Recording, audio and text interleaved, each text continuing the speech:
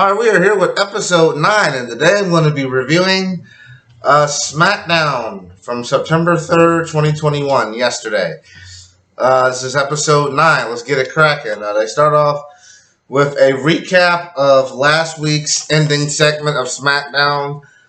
I explained last week when I did my Smackdown review how the Street Profits didn't make sense other than the fact that they were baby faces to break all that up. Because they were feuding with the Alpha Academy. And now the Alpha Academy, from what I remember, the Alpha Academy whooped their ass. So, Montez Ford in particular. Now the Alpha Academy isn't even on TV. Well, they're not on this episode of SmackDown anyway. So they recap that video.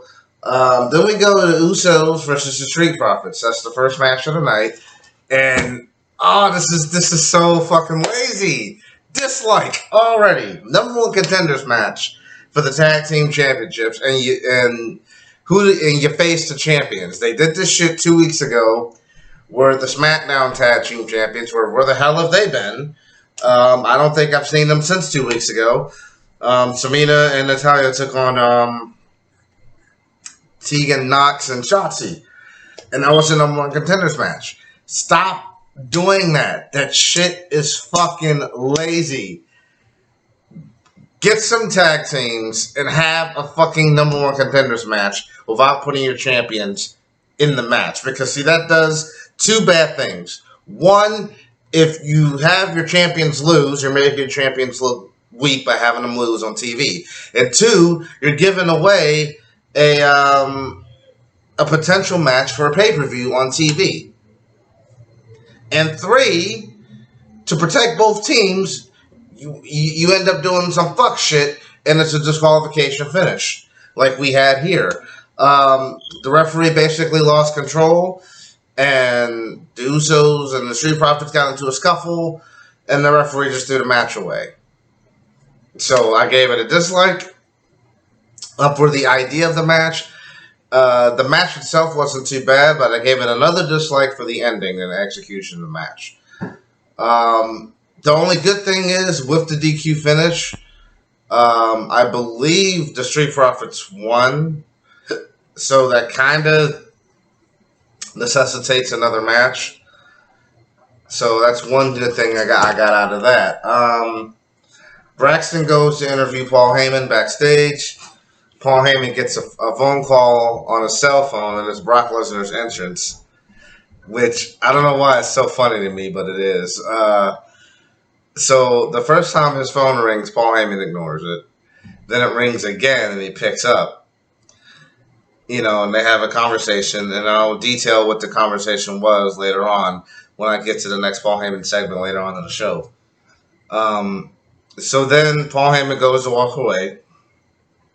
Also, I want to point out Braxton. I feel like the job of a backstage correspondent or interviewer is supposed to be unbiased. And I don't like how Taylor Braxton was like, man, I really am enjoying what's going on right now. That kind of threw me off. But then Paul Heyman bumped into a guy taking the trash out. And Heyman, with this great line, says, if you're going to take the trash out, start with her. And then the man reveals his disguise. It's Big E. And he flashes that Money in the Bank briefcase and just starts laughing. And that was a good way to get Big E on the show, even though it was for a short amount of time. And a good way to remind people, hey, Big E still got that briefcase. Then we go to Becky Lynch segment. She comes out talking about how she's the man and how she's flabbergasted by the fact that she's being portrayed as the bad guy. And talking about, I want to get my title back, which, that's the wrong title. I don't know why this bothers me so much. But when Becky Lynch left, she left as the Raw Women's Championship. That's the belt that she gave up. She never gave up the SmackDown Women's title. And if that's the route they were going to go, why not throw Becky on Raw? Oh, because SmackDown's women's division sucks ass. That's why. All right. And so, you know how, like, wrestlers will say catchphrases that don't stick? Like, even The Rock had one when he was like, how's your lips? and I'm gonna rip your lips off your face. Like he even had a T-shirt made. It didn't go anywhere. I can't think of any other ones right now. I think Jericho had Boo Boo something with the New Day or Rudy Tooty Booty. Jericho tried to get that over and it didn't work. And you got Rock and Jericho. Those are two people that can pretty much get anything over. But Rudy Tooty Booty didn't work, and the How's Your Lips didn't work. So then, and there was another one real quick I want to talk about back in 1997 where Shawn Michaels tried to come up with a nickname for Triple H and called him Try. And like dead silence. So you know how Becky Lynch has all these nicknames for people, like what did she call Rousey? She called her a little weirdo, but she called her something else, and it just didn't stick. It might have been. It wasn't Ronnie. I think it might have been Ronnie, and it didn't stick. And now she tries Esther because Bianca Belair is the EST. So Becky Lynch was like, yo, Esther, and dead silence. So please don't make that a thing. Just don't make Esther a thing.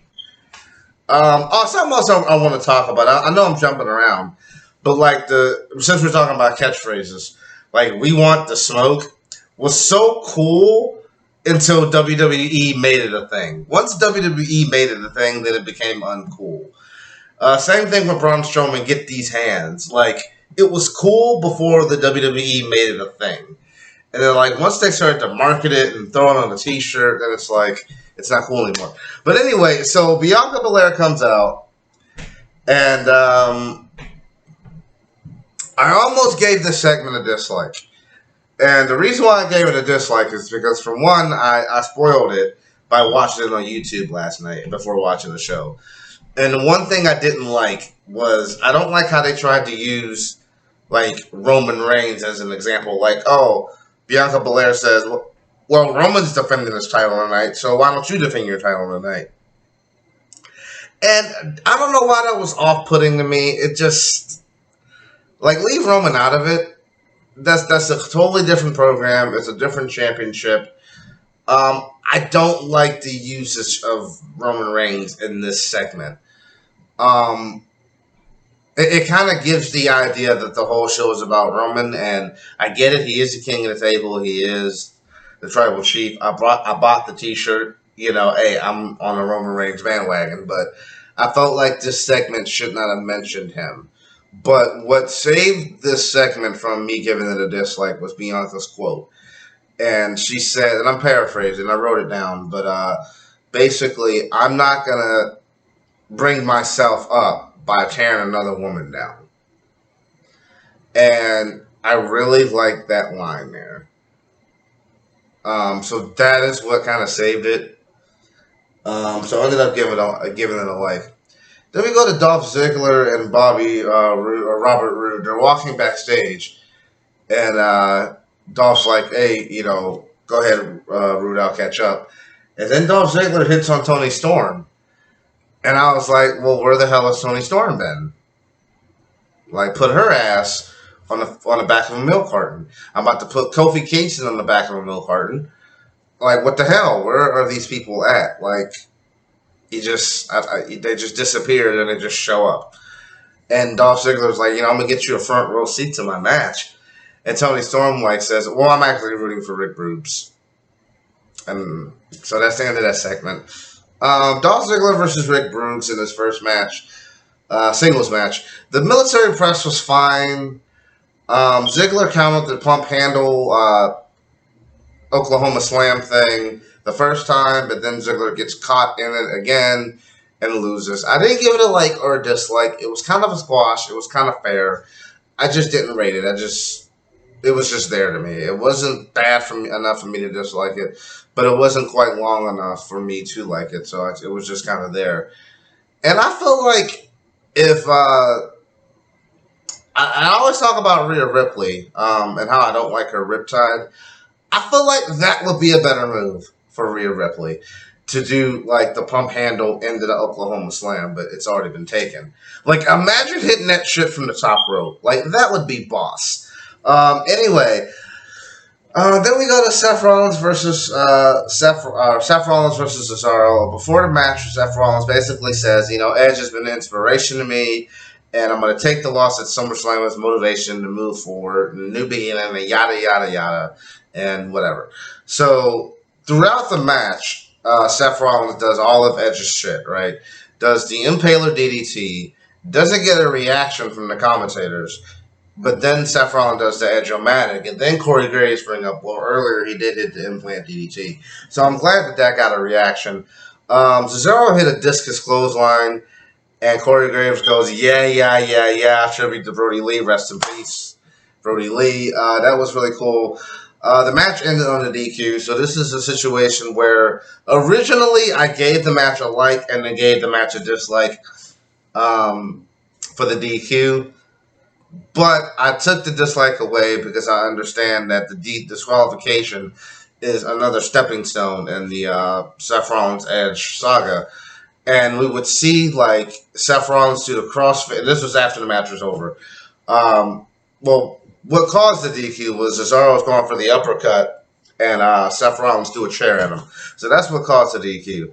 After the match was over, Seth Rollins whooped his ass with a steel chair, broke the bar off of the chair, and then did the crossface gimmick with the chair.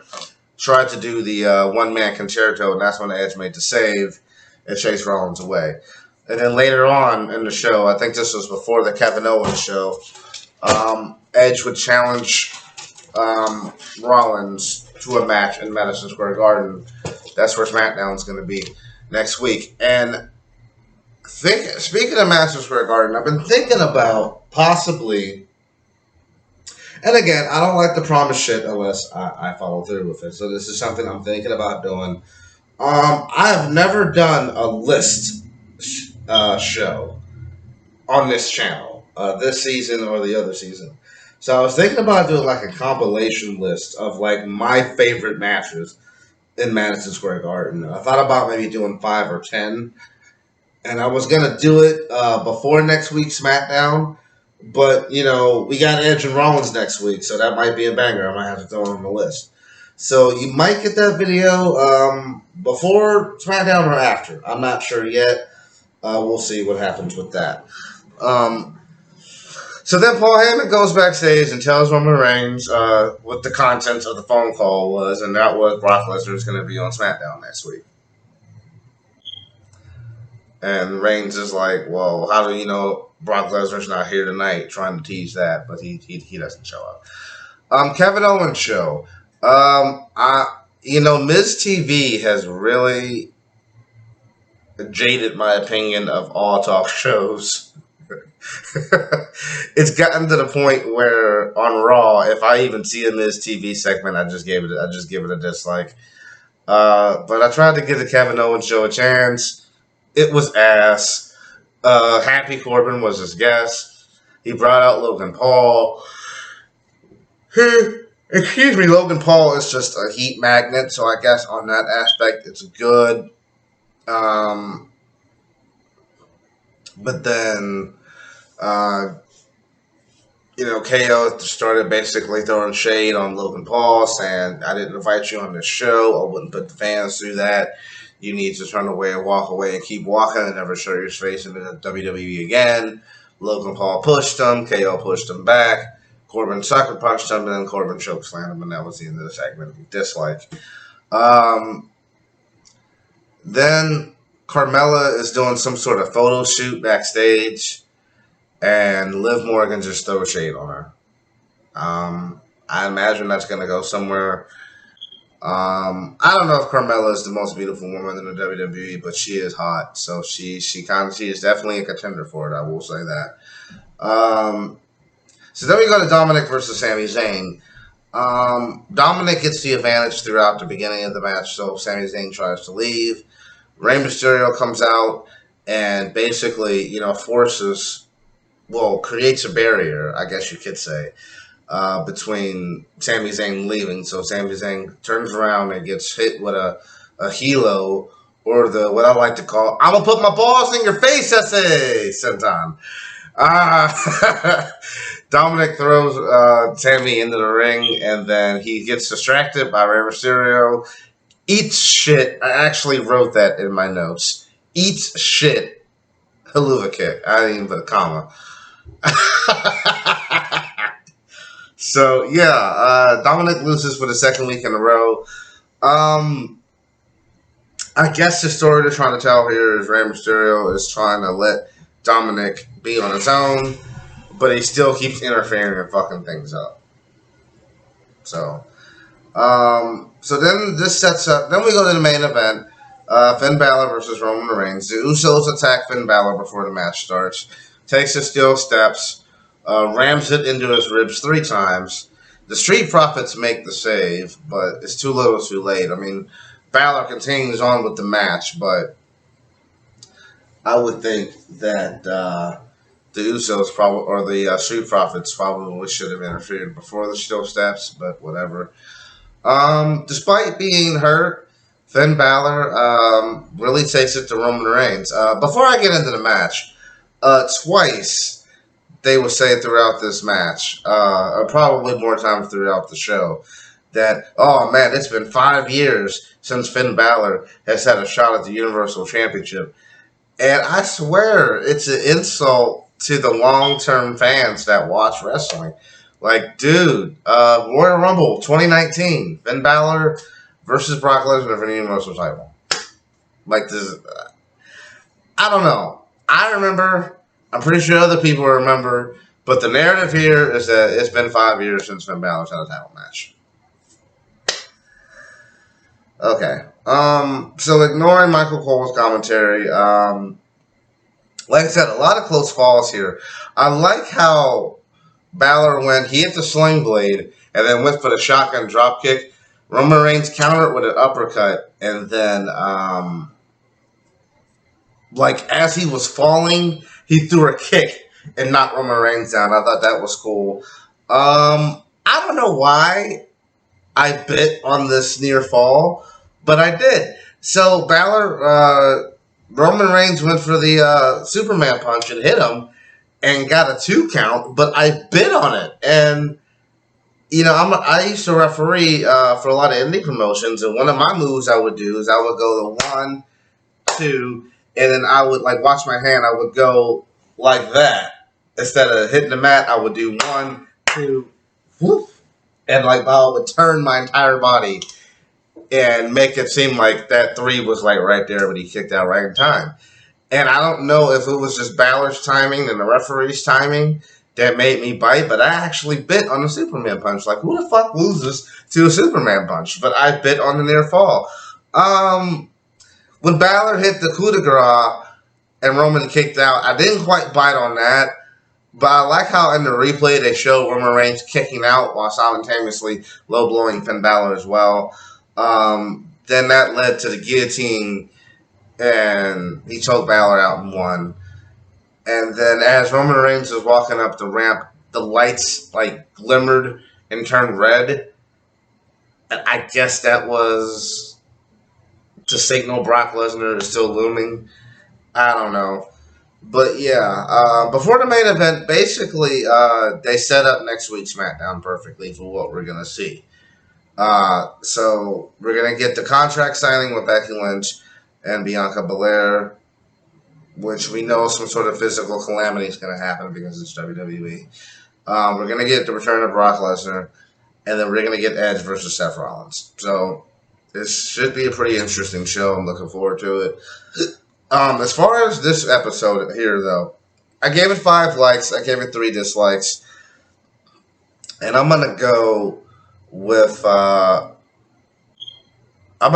B- rating here for SmackDown. I mean, just based on my show grades, SmackDown did have the better show, but not by much. I mean, I gave SmackDown a B-, and I gave Raw a C. So now it's time to do the segment of the MVP of the week, and it was close, but who made the cut? Let's find out.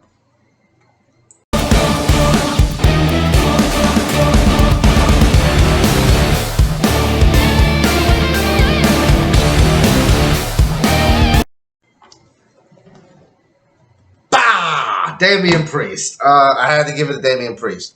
I know I said normally when I do these videos that typically whichever show I think wins for the week, they're going to be on that show, my MVP. But I got to give it to Damian Priest. Hell of a showing in the triple threat match. And arguably, I think that his win in the triple threat match was a defining win for his career. More so than at SummerSlam. And I say that because, yeah, SummerSlam he won the title. But his first title defense against Sheamus and Drew McIntyre was, like I said, I think is going to be a defining victory for him going forward. And not to mention, he beat a former WWE champion, Drew McIntyre. I struggled with the MVP for the week. I thought about giving it to Cesaro for his match with Seth Rollins on SmackDown, but the whole DQ finish kind of muddied it up for me.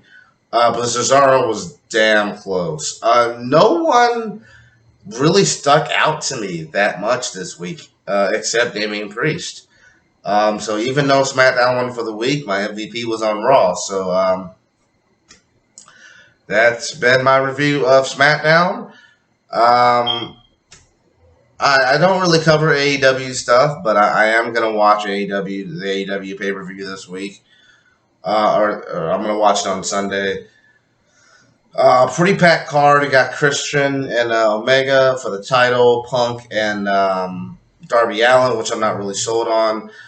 But it's just going to be good to see Punk back in the ring again. And Jericho and MJF, of course, should be an interesting match. Of course, with that stipulation of if, Jericho loses, he'll never wrestle in AEW again. So high stakes there. Pay-per-view should be good. Anyway, I'm looking forward to AEW pay-per-view. This was my review of SmackDown. And you guys have a nice night.